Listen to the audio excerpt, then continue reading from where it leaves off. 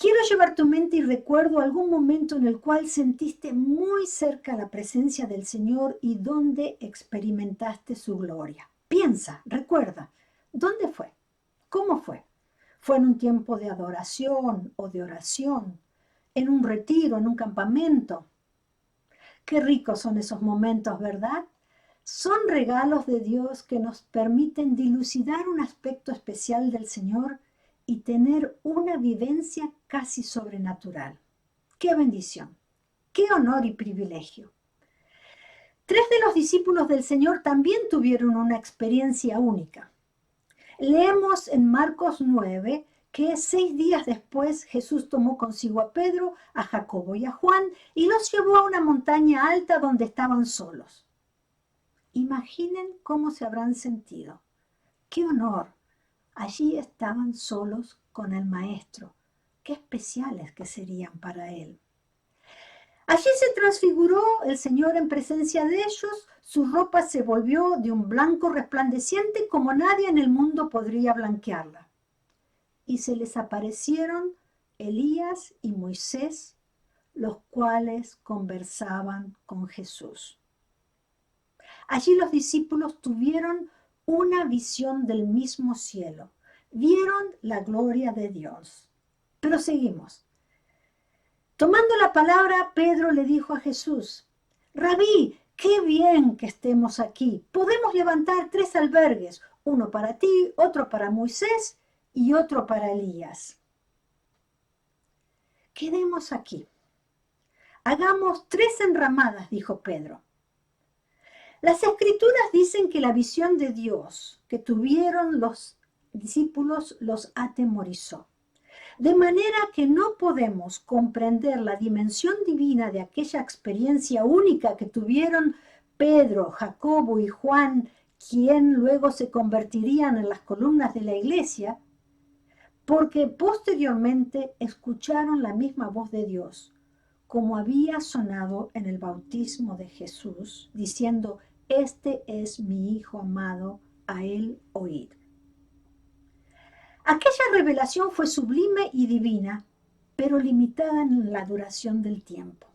Y, por otro lado, no podemos comparar aquel evento único en la historia de estos discípulos con nuestras pálidas experiencias.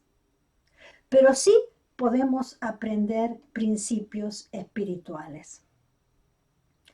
Todos, como dije al principio, tenemos momentos de montañas espirituales donde gozamos de la presencia del Señor de manera muy cercana y nuestros corazones se hinchan de gozo y hasta nos sentimos heroicos, motivados a embarcarnos en proyectos para el Señor. Pero el panorama cambia cuando descendemos al valle. Los discípulos descendieron de la montaña. El Señor les dijo que no contaran a nadie lo visto. Pero me imagino las emociones bulliendo en el alma de los discípulos, caminando erguidos de gozo, comentando todo lo visto y lo vivido. ¡Cuánta emoción! Pero fíjense la primera escena que encontraron en el valle. Cuando llegaron a donde estaban los otros discípulos, vieron que a su alrededor había mucha gente y que los maestros de la ley discutían con ellos. Tan pronto como la gente vio a Jesús, todos se sorprendieron y corrieron a saludarlo. ¿Qué están haciendo? ¿Qué están discutiendo con ellos?, les preguntó. Maestro, respondió un hombre de entre la multitud, he traído a mi hijo, pues está poseído de un espíritu que le ha quitado el habla. Cada vez que se apodera de él lo derriba, echa espumarajos, cruje los dientes y se queda rígido. Le pedí a tus discípulos que expulsaran al espíritu, pero no lo lograron. Al bajar de la montaña encontraron un padre angustiado y desesperado porque su hijo estaba esclavizado por el poder de los demonios. Una de las condiciones más trágicas y deplorables de un ser humano. Y lo que es paradójico es que los discípulos no pudieron sanarlo y eso había suscitado una controversia. Aquí vemos un principio espiritual. Los discípulos habían tratado de hacer la obra de Jesús sin estar Jesús presente. Y ante el fracaso, lo único que produjeron fue humillación, huecas disputas teológicas y desencanto en los testigos. Todos conocemos la historia. El Señor se acercó al joven y lo sanó y restauró su vida. Ahora, nos preguntamos, ¿qué lección habrán aprendido los discípulos?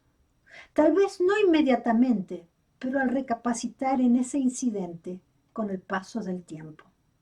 Me animo a pensar que este evento les enseñó a ellos y nosotros dos principios espirituales. Para Pedro, Jacobo y Juan, en aquella experiencia única y especial en la montaña, vieron la gloria del Señor, pero fue en el diario caminar con Jesús, donde fueron testigos de su poder y conocieron su persona. Para los discípulos, cuando tratamos de hacer la obra de Dios sin Jesús, vamos a fracasar, crear contiendas y ridiculizar el Evangelio. Podemos concluir diciendo, en la montaña, mis hermanas, vemos la gloria de Dios, pero pronto se disipará y el Señor nos traerá al valle, donde hay luchas, desafíos y hasta humillaciones, pero es allí donde seremos testigos del poder de Dios si tenemos a Cristo presente en todo lo que hacemos. ¿Cuál es tu valle, mi hermana? Dios quiera que juntas aprendamos de los discípulos a recordar los momentos de gloria, pero que también caminaron durante 3 años en el valle, enfrentando luchas, pero sabiendo que estaban con Cristo a su lado, cumpliendo la misión por la cual Él había venido.